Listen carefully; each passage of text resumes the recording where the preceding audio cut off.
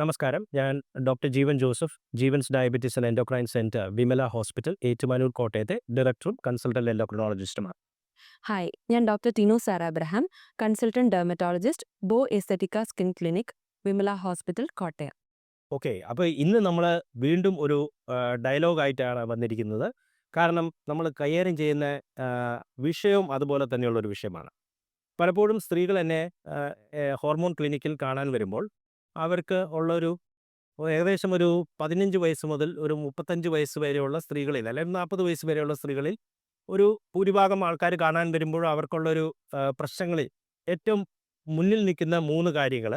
ഒന്നെങ്കിൽ അവർക്ക് മുഖക്കുരു, ആക്നെ അത് കൂടുതലുണ്ട്.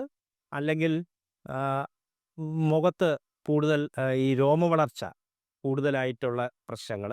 ചിലർക്ക് ഈ നമ്മുടെ കഴുത്തിന് പുറകിൽ ഒരു കളർ വ്യത്യാസം, ഒരു വെൽവെറ്റി കളറിലുള്ള ഒരു ഈ തൊലിപ്പുറം കുറച്ച് കട്ടിയാവുകയും അത് ഒരു കറുത്ത നിറം വരികയും ചെയ്യുന്ന സാഹചര്യങ്ങൾ കാണാറുണ്ട്. അപ്പോൾ ഇതെല്ലാവരും അവരെവിടെയെങ്കിലുമൊക്കെ പോയിട്ടുണ്ടാവും.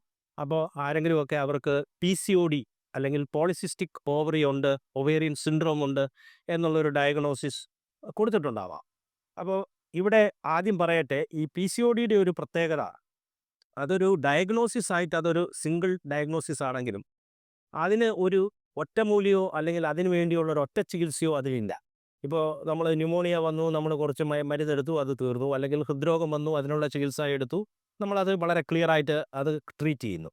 പക്ഷേ PCODയുടെ ഒരു പ്രശ്നം, അതിൻ്റെ അപ്പോഴത്തെ ആ സ്ത്രീക്ക് എന്താണോ അവരുടെ most important area of focus, അതിനനുസൃതമായി അവർക്ക് ചികിത്സ നമ്മൾ കൊടുക്കേണ്ടതുണ്ട്. ഇപ്പോൾ ഫെർട്ടിലിറ്റി ആഗ്രഹിക്കുന്നവർക്ക് നമ്മൾ കൊടുക്കുന്ന ചികിത്സ അതിനനുസൃതമായിട്ടായിരിക്കും. ചെറിയ ആൾക്കാർക്ക് ഈ PCOD കാരണം അവർക്ക് ഷുഗർ ഉണ്ടാവുന്നു, അല്ലെങ്കിൽ കൊളസ്ട്രോൾ കൂടി നിൽക്കുന്നു, ഹൃദ്രോഗം വരാനുള്ള സാധ്യത കൂടുന്നു. അപ്പോൾ അവർക്ക് അതുപോലെയുള്ള ചികിത്സയായിരിക്കും. ചെറിയ ആൾക്കാർക്ക് ഈ പ്രശ്നമാണ്, ഈ കോസ്മെറ്റിക് പ്രോബ്ലംസ് ആണ് അവരെ ഫോക്കസ് ചെയ്യുന്നത്. അവർക്ക് വേറെ വലിയ പ്രശ്നങ്ങളൊന്നും ഇപ്പോൾ സാഹചര്യത്തിലില്ല. പക്ഷേ അവർക്ക് അവരുടെ പിയർ ഗ്രൂപ്പിലും സോഷ്യൽ ഗ്രൂപ്പ്സിലും എല്ലാം ഇത് കാരണമുള്ള ഒരു കോൺഫിഡൻസ് കുറവ്, അല്ലെങ്കിൽ മറ്റുള്ളവർ അവരെ കളിയാക്കുന്നു, അല്ലെങ്കിൽ ഇതിനി എങ്ങനെ മുന്നോട്ട് കൊണ്ടുപോകും, അല്ലെങ്കിൽ ഇത് കൂടുവോ, ഇതൊക്കെയുള്ള കാര്യമാണ്.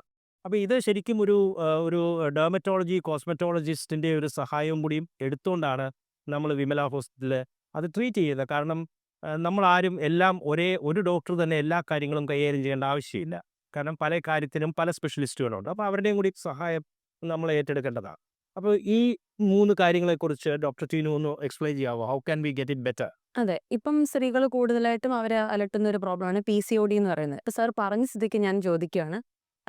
യൂഷ്വലി ഈ PCOD എന്ന് പറയുന്നത് പേഷ്യൻ്റ് നമ്മളെ കാണാൻ വരും, കുരുക്കളായിട്ടായിരിക്കും വരുന്നത്.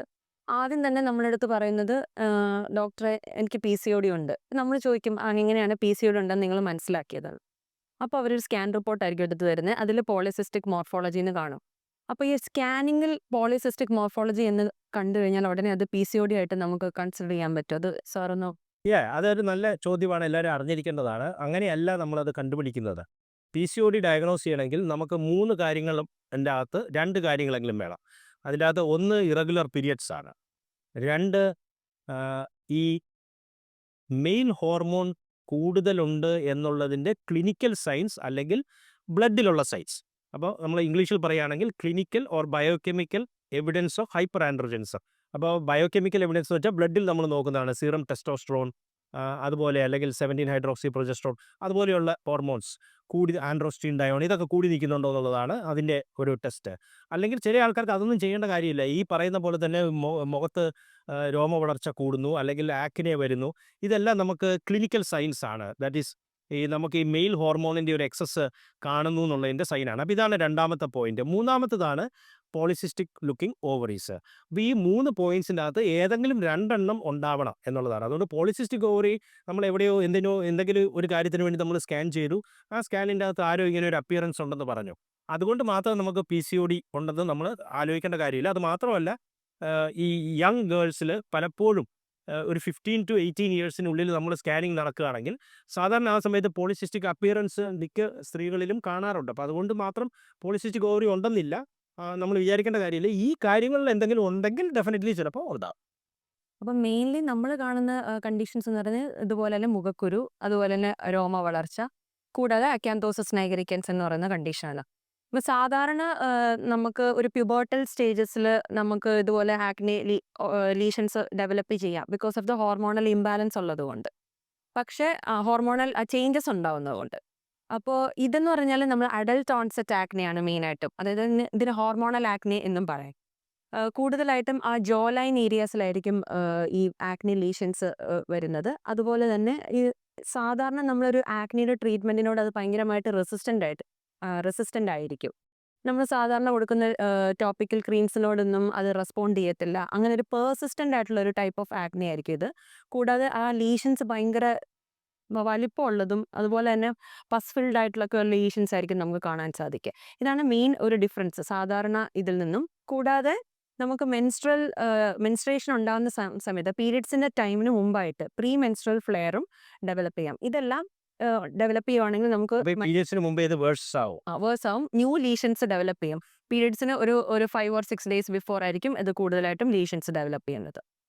പിന്നെ ഉണ്ടാകുന്ന കണ്ടീഷൻ എന്ന് പറയുന്നത് ഹിർസ്യൂട്ടിസം ആണ്. ഹിർസ്യൂട്ടിസം എന്ന് പറയുമ്പോൾ ആൻഡ്രജൻ സെൻസിറ്റീവ് ഏരിയാസ് എന്ന് പറയും. Mainly upper lip, chin, chest, back ഈ ഏരിയാസിലൊക്കെ ടെർമിനൽ ഹെയർസ്, അതായത് കട്ടിയുള്ള രോമങ്ങൾ വരുന്നതായിട്ട് നമുക്ക് കാണാൻ സാധിക്കും. അതിനാണ് ഹിർസ്യൂട്ടിസം എന്ന് പറയുന്നത്. ഇവിടെ ഞാനൊരു കാര്യം ചോദിച്ചോട്ടെ, പലരും എന്നോട് ചോദിക്കുന്ന ഒരു ചോദ്യം, ഈ ഷേവ് ചെയ്താൽ പിന്നെ ഹെയർ കൂടുതൽ കട്ടിയാവോ, അങ്ങനെ എന്തെങ്കിലും ഒരു ഇതുണ്ടോ? അത് ശരിക്കും പറഞ്ഞാൽ ഒരു മിത്തായിട്ടാണ് നമ്മൾ കൺസെപ്റ്റ് ഇത് വളരെ ഇമ്പോർട്ടൻ്റ് ഒരു പോയിന്റ് ആണ്. കാരണം ഒരിക്കലും ഷേവ് ചെയ്യുന്നത് കൊണ്ട് നമ്മുടെ മുടിക്ക് കട്ടി കൂടുന്നില്ല. കാരണം നമ്മൾ ആ സ്കിന്നിന്റെ സർഫസിൽ വെച്ചിട്ട് നമ്മളത് റിമൂവ് ചെയ്യുന്നത് കൊണ്ട് പിന്നെ വരുന്നത് ആ സ്റ്റമ്പാണല്ലോ പുറത്തേക്ക് വരുന്നത്. അതുകൊണ്ട് ആ തിക്നെസ് നമുക്ക് ഫീൽ ചെയ്യുന്നില്ല. ഒരിക്കലും അത് ഹെയർ കട്ടിയാവുന്നത് കൊണ്ടല്ലല്ലോ. നമുക്ക് ഹിർസ്യൂട്ടിസത്തിന് മെയിനായിട്ട് നമുക്ക് ചെയ്യാൻ പറ്റുന്നത് വാക്സിങ്, ത്രെഡിങ്, പ്ലക്കിങ് അങ്ങനെ പല കാര്യങ്ങൾ ചെയ്യാനുണ്ട്. പക്ഷേ സേഫർ സൈഡ് ഒരു ഡെർമറ്റോളജിസ്റ്റ് പോയിന്റ് ഓഫ് വ്യൂവിൽ നമ്മൾ പറയുകയാണെങ്കിൽ ഒരു സേഫർ പ്രൊസീജിയർ എന്ന് പറയുന്നത് ലേസർ ഹെയർ റിഡക്ഷൻ തന്നെയാണ്. ഈ ലേസർ ഹെയർ റിഡക്ഷൻ എന്ന് പറയുമ്പോൾ പല ടൈപ്പ് ഓഫ് ലേസേഴ്സ് ഇന്ന് അവൈലബിൾ ആണ്. അലക്സാൻഡ്രൈറ്റ് ലേസേഴ്സ് ഉണ്ട്, എൻഡിയാഗ് ലേസേഴ്സ്, ഡയോഡ് ലേസേഴ്സ്, അങ്ങനെ പല ലേസേഴ്സും അവൈലബിൾ ആണ്. ഒരു ഇന്ത്യൻ സ്കിന്നിൽ സേഫറായിട്ട് നമുക്ക് യൂസ് ചെയ്യാൻ പറ്റുന്ന എൻഡിയാഗ് ലേസറാണ്. നമ്മളിവിടെ ചെയ്യുന്നതും എൻഡിയാഗ് ലേസറും ചെയ്യുന്നുണ്ട്, ഡയോഡ് ലേസറും നമ്മൾ ചെയ്യുന്നുണ്ട്. അതൊരു റെഗുലർ ബേസിസിൽ ചെയ്യണം. ഒരു 3 to 4 weeks ഗ്യാപ്പിലാണ് നമ്മൾ ചെയ്യുന്നത്. ഒരു 6 to 8 സിറ്റിങ്സിൽ തന്നെ ഹെയർ ഗ്രോത്ത് നന്നായിട്ട് കുറയും. എത്ര നാൾ ലാസ്റ്റ് ചെയ്യും അതിന്റെ ട്രീറ്റ്മെന്റ്? അതിൻ്റെ ഓരോ പ്രാവശ്യം നമ്മൾ ചെയ്യുന്നതോറും ഒരു 10 to 20% റിഡക്ഷൻ ഓഫ് ഹെയർ ആണ് സംഭവിക്കുന്നത്. പക്ഷെ മെയിനായിട്ടും ശ്രദ്ധിക്കേണ്ടത് ഈ ഹോർമോണൽ ഇംബാലൻസ് ഉള്ളിലുണ്ടെങ്കിൽ നമുക്ക് വീണ്ടും ഹെയർ ഗ്രോത്ത് ഉണ്ടാവാനുള്ളൊരു ചാൻസ് ഉണ്ട്. എപ്പോഴും നമ്മൾ അതും കൂടെ പാരലലി നമ്മൾ ട്രീറ്റ് ചെയ്യണം. എന്നാലേ നമുക്കതിന്റെ ഇഫക്റ്റ് എൻഡോക്രൈനോളജിസ്റ്റും ഡെർമറ്റോളജിസ്റ്റും രണ്ടുപേരെ ഒരുപോലെ കാണണം. എന്നാലേ അതിൻ്റെ പൂർണ്ണ നമുക്കൊരു റിസൾട്ട് നമുക്ക് കിട്ടത്തുള്ളൂ. പിന്നെ കൂടാതെ നമുക്ക് ചെയ്യാൻ പറ്റുന്ന ഓറൽ ടാബ്ലറ്റ്സ് ഒക്കെ എടുക്കാം. അതുപോലെ തന്നെ ടോപ്പിക്കലിയും ക്രീംസ് അവൈലബിൾ ആണ് ഹെയർ ഗ്രോത്തിന്. പക്ഷെ അതൊക്കെ ഒരു ടെമ്പററി സൊല്യൂഷൻ എന്നുള്ള രീതിയിൽ നമുക്ക് ചെയ്യാൻ സാധിക്കത്തുള്ളൂ. ആക്നെയുടെ കാര്യം പറഞ്ഞില്ലല്ലോ. എന്ന് പറയുന്നത് മെയിൻലി നമുക്ക് ടോപ്പിക്കൽ ക്രീംസ് ഉണ്ട്, ഓറൽ ടാബ്ലറ്റ്സ് അവൈലബിൾ ആയിട്ടുണ്ട്. മെയിൻലി റെറ്റിനോയിഡ് കണ്ടെയ്നിങ് ക്രീംസ് അല്ലെങ്കിൽ റെറ്റിനോയിഡ്സ് തന്നെയാണ് നമുക്ക് ഉള്ളിലേക്ക് കഴിക്കാൻ ടാബ്ലറ്റ്സ് ആയിട്ട് എടുക്കാൻ പറ്റും. പിന്നെ ക്ലിനിക്കിൽ നമുക്ക് ചെയ്യാൻ പറ്റുന്ന പ്രൊസീജിയേഴ്സ് കെമിക്കൽ പീലിംഗ് ആണ് മെയിനായിട്ട് നമ്മൾ ചെയ്യുന്ന പ്രൊസീജിയർ. അതും സൈക്ലിക്കലായിട്ട് നമ്മൾ ചെയ്യണം. Every month we have to do it like 2 to 3. Chemical peeling കൊണ്ട് ആക്നെ കുറയും. പക്ഷെ നമ്മൾ ഈ പറഞ്ഞ പോലെ ഹോർമോണൽ ഇംബാലൻസ് ഉള്ളിലുള്ളത് കൊണ്ട് അതും കൂടെ ട്രീറ്റ് ചെയ്താലും ആക്നെ ഉള്ള സമയത്ത് നമുക്ക് ഈ കെമിക്കൽ പീലിംഗ് ചെയ്യാം. ആക്റ്റീവ് ആക്നെ ഉള്ളപ്പോൾ നമുക്ക് കെമിക്കൽ പീലിംഗ് ചെയ്യാം. അത് വളരെ ഇഫക്റ്റീവ് ആണ്. നമ്മുടെ സെല്ലിന്റെ ടേൺ ഓവർ റേറ്റ് കൂട്ടുന്നതുകൊണ്ട് ന്യൂ സ്കിൻ പെട്ടെന്ന് ഡെവലപ്പ് ചെയ്യാൻ അത് ഹെൽപ്പ് ചെയ്യും. അപ്പോൾ definitely chemical peel active acne ഉള്ള ടൈമിൽ നമുക്ക് യൂസ് ചെയ്യാവുന്നതാണ്. പിന്നെ ഉള്ളൊരു പ്രോബ്ലം എന്ന് പറയുന്നത് അക്കാന്തോസിസ് നൈഗ്രിക്കൻസ്. അത് മെയിനായിട്ടും ഒരു നമ്മുടെ ഈ മാർക്കിന്റെ കാര്യം. അതെ, വെൽവെറ്റി തിക്ക് ലീഷൻസ് ആയിട്ട് നമുക്ക് നെക്കിന്റെ ബാക്കിൽ, ചില ആൾക്കാർ ഫേസിന്റെ സൈഡിൽ കാണാൻ സാധിക്കും. ഗ്രോയിൻ റീജിയൻ, അണ്ടർ ആം റീജിയനിലൊക്കെ കാണാൻ സാധിക്കും. ഇത് മെയിനായിട്ട് ആ ഇൻസുലിൻ റെസിസ്റ്റൻസ് ഉള്ളത് കൊണ്ടാണ് അങ്ങനെ സംഭവിക്കുന്നത്. ഇതിൻ്റെയും ട്രീറ്റ്മെന്റ് ഓപ്ഷൻസ് ടോപ്പിക്കൽ ക്രീംസ് ഉണ്ട്. മെയിൻലി യൂറിയ, ലാക്റ്റിക് ആസിഡ് ഒക്കെ കണ്ടെയ്നിങ് അങ്ങനത്തെ ക്രീംസ് ആണ് നമ്മൾ കൊടുക്കാറ്. പിന്നെ ഈ ഇൻസുലിൻ റെസിസ്റ്റൻസ് നമ്മളൊന്ന് കൺട്രോളിൽ വെച്ചാൽ മാത്രമേ ഇതും നമ്മുടെ മെഡിസിൻസിനോട് റെസ്പോണ്ട് ചെയ്യത്തുള്ളൂ. കൂടാതെ chemical peels, mainly trichloro acetic acid TCA peels എന്ന് പറഞ്ഞാൽ കുറച്ചും കൂടെ സ്ട്രോങ്ങർ ആയിട്ടുള്ള പീൽസ് ആണ്. നമ്മൾ ആക്നിക്ക് യൂസ് ചെയ്യുന്നതിനേക്കാളും കുറച്ചും കൂടെ സ്ട്രോങ്ങർ ആണ്. അതും ഒരു സൈക്ലിക്കൽ ബേസിസിൽ നമുക്ക് ചെയ്യാൻ സാധിക്കും. കൂടാതെ ഹോർമോണൽ ഇംബാലൻസും കൂടെ നമ്മൾ അപ്പോൾ ഇവിടെ നമ്മൾ പറഞ്ഞത് ഈ PCODയുടെ ഈ 3 കണ്ടീഷൻസിൻ്റെ ചികിത്സയിൽ ഒന്ന്, നമ്മൾ ഈ ഹോർമോണൽ ഇംബാലൻസ് എന്താണുള്ളതെന്നുള്ളത് കണ്ടുപിടിച്ച് അതിന് ഫലപ്രദമായുള്ള ചികിത്സാ സംവിധാനങ്ങൾ നമ്മൾ ചെയ്യേണ്ടതുണ്ട്. അത് ചില ആൾക്കാർക്ക് മെറ്റ്ഫോമിൻ എന്ന് പറയുന്ന ഗുളികയായിരിക്കും. വേറെ ചില ആൾക്കാർക്ക് ചിലപ്പോൾ ഐനോസിറ്റോൾ കണ്ടെയ്നിങ് ടാബ്ലറ്റ്സ് ആയിരിക്കും കൂടുതൽ ബെറ്റർ. ചില ആൾക്കാർക്ക് പിൽസ് ആയിരിക്കും.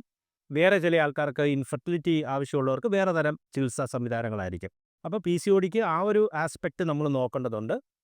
ഷുഗർ ഉള്ളവരാണെങ്കിൽ അല്ലെങ്കിൽ കൊളസ്ട്രോളൊക്കെ ഒത്തിരി കൂടുതലുള്ളവരാണെങ്കിൽ അതിൻ്റെ നിയന്ത്രണങ്ങൾ നല്ല രീതിയിൽ മുന്നോട്ട് കൊണ്ടുപോകേണ്ടതുണ്ട്. പക്ഷേ അതുകൊണ്ട് മാത്രം ചിലപ്പോൾ ഈ കോസ്മെറ്റിക് പ്രോബ്ലംസ് പലരെയും അലട്ടുന്നുണ്ടെങ്കിൽ അതിനിവിടെ പറഞ്ഞ എഫക്റ്റീവായിട്ടുള്ള ട്രീറ്റ്മെൻറ്റ്സ് ഉണ്ട്, പീൽസ് ഉണ്ട്, പലതരം മെയിനായിട്ടും ഹെൽത്തി ലൈഫ് സ്റ്റൈൽ അതാണ് ഒരു ബേസിക് സംഭവം. അബ്സല്യൂട്ട്ലി. അപ്പോൾ ഇതിനകത്ത് ഏറ്റവും ഇമ്പോർട്ടൻറ്റ് വെയിറ്റ് ലോസ് ആൻഡ് ആ ഒരു എക്സസൈസ്, ഡയറ്റ്, വെയിറ്റ് ലോസ് എല്ലാ PCODക്കും ഏകദേശം ഒരു ഒരു 5-10% വെയിറ്റ് ലോസ് കൊണ്ടുവരാമെങ്കിൽ മിക്ക സിംറ്റംസും ബെറ്റർ ആവും.